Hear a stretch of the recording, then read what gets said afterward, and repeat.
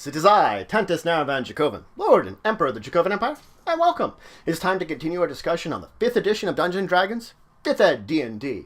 We last left off, we finished most of our tour of the Multiverse. We've gone through the outer planes, the inner planes, the more unusual places you can visit. Let's talk about the various material planes today. Now, when we talk about the various material planes as they've been established, we're talking about those center realms of your circle of planes.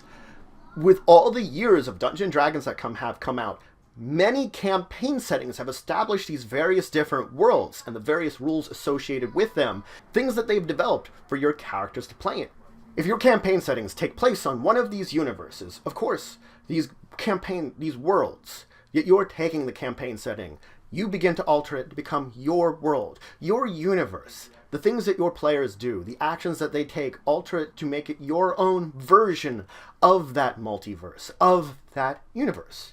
But let's talk about the different ones that have been established over the years, the main ones that have been established.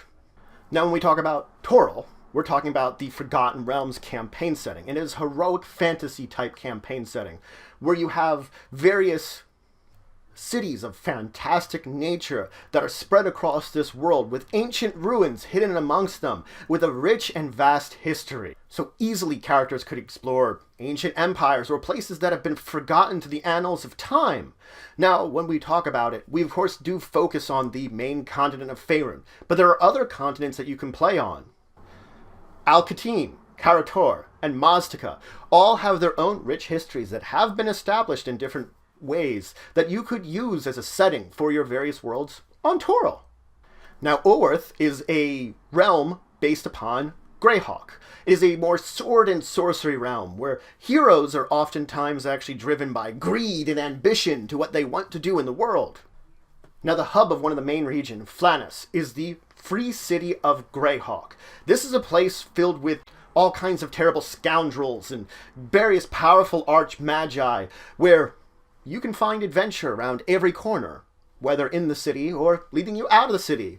It starts there many times. In this world, the evil demigod Izu, it has a northern territory with nightmarish armies that actually threaten the world. So there's this overarching threat of this attack from the north. Now, Kryn is the planet that's the center of Dragonlance. It's an epic fantasy world where the return of the gods to the world has actually been overshadowed by the rise of the evil dragon Takhissis, who has this army of dragons and other dragon-based creatures which she sends out to threaten the continent of Ansalon, plunging it into war. Now, Athos is, of course, the realm that the Dark Sun campaign setting is set in. It's a sword and sorcery world where water is so scarce and precious that it's more important than, well, human life. It's a place where the gods have long ago abandoned, and powerful sorcerer kings rule over many territories. Magic is seen as just almost inherently evil here. And metal is also scarce, so it tends to be this commodity that is traded preciously and sought after for the power of it in this desert world. Now, Eberron is set, of course, in the campaign setting of Eberron. It's a heroic fantasy world. A war that had ravaged much of the world has ended. A powerful war, but has let loose to Cold War now of this kind of area that political intrigue has become much more powerful than it used to be. That no longer is it army versus army. It's intrigue that rules most of the area. On the continent of Corvair, the powerful influence of noble houses and elemental vehicles basically allows characters and people to explore the far reaches of the world. So the world has opened up to everyone. Exploration is something that is very easy now. Now, the world of Abrinis is set in the Birthright campaign setting. It's another heroic fantasy world where scions of divine blood have carved up the continent of Cyrilia. This divine blood seeps into these powers, these guilds, kings, wizards, and other powerful forces which are all vying for control, while the threats of horrible abominations born from the blood of evil gods threaten the world.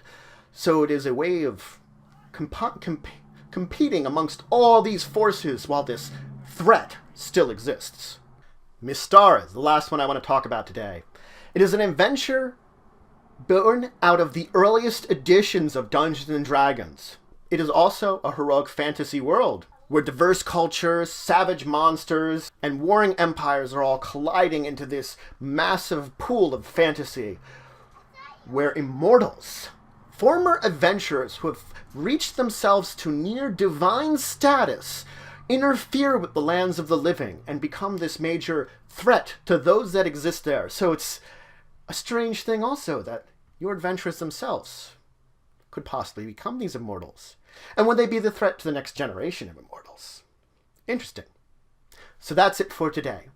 I finished up my tour of the multiverse by introducing you to 7 core material worlds. And these are for 7 different campaign settings that you can play your Dungeons & Dragons game in. You could use these campaign settings as much as you want. The material is out there to use them. It just matter of culture, things that are established in it. The basic rules of using the game is already in place for 5th edition. But the setting is easy to use. And you're allowed to use as much as you want. The thing about these worlds is they are not the only campaign settings. These are the ones that are considered core material planes. So that's why it was important to talk about them when I'm talking about the multiverse. There are other campaign settings. Ravenloft, Spelljammer, Planescape. Ones that are set in different things. Planescape set in Sigil, which I talked about. Ravenloft set in one of the demi-planes of Dread in Shadowfell. Spelljammer set in the place between the stars. The area between worlds. D&D Adventures in Space. All of these campaign settings are interesting and establish their own worlds, their own universes, I should really say. Some of them don't really establish worlds the same way. Things like Forgotten Realms, Dragonlance, Greyhawk. They establish worlds full of rich culture and heritage that you can make your own version of. Because that's what you're going to do. You're going to make your own version of this world when you're playing in it. Tapered to your adventures with characters and places made the way that you want to make them. In the next episode, I move on from here and begin to talk about building more of your campaign, building the adventure you're going to be running. I've already established a lot of the information you need to establish your world. Let's talk about building that world now. That's our next episode. So if any questions, comments, anything you would say, anything you think I left out, please leave in the comments below. Please like, share, and subscribe. It shows your support for the channel, the empire, the work I do. If you want to show some extra support, you go check out my Patreon, link in the description below. But regardless, until the next time, I bid you farewell.